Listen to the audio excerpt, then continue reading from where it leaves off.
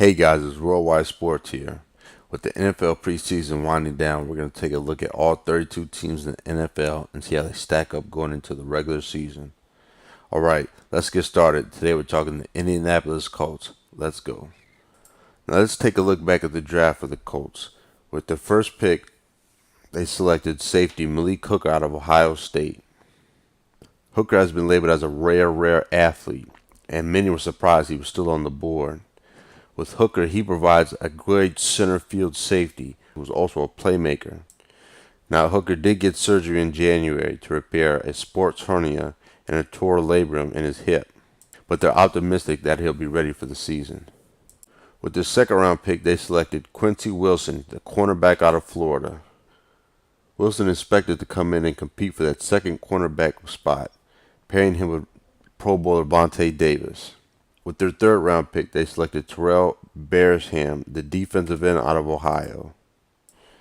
Barisham is looking to make the transition from a 4-3 scheme to Chuck Pagano's 3-4 scheme. With their fourth-round pick, they selected Zach Banner, the offensive tackle out of USC. In their second of what would be three fourth-round picks, they selected Marlon Mack, the running back out of South Florida.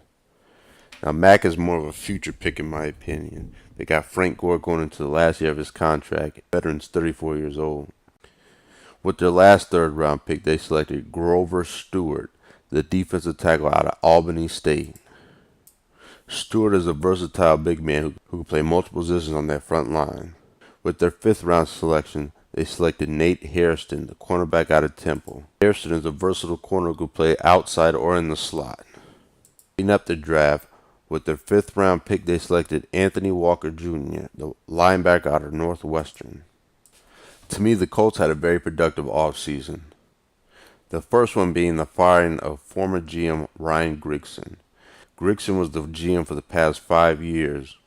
Grigson became GM after Hall of Famer and former GM Bill Polian was fired in 2012.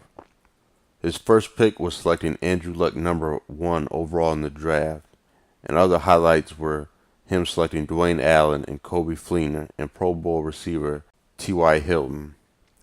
The huge knock against Grigson was he didn't surround Luck with the talent. When Luck was on his rookie deal, the Colts didn't go out and spin and acquire star free agents like we've seen other teams do, like the Seattle, following that blueprint. Once Luck signed his 5-year, $120+ million deal, it's going to be hard for them to maneuver with their cap. New GM Chris Ballard was brought on board, and it's speculated by many that he'll use this upcoming season to evaluate the future of head coach Chuck Pagano, who I feel has done a good job with the Colts, taking into consideration the lack of talent that's on the roster. The Colts, in my opinion, added some nice low-key free agents. First, they signed former Bears linebacker and Patriots linebacker John Bostic. He should help provide some athleticism and speed for their linebacking core. Also like to pick up a former Seahawks running back, Christian Michael.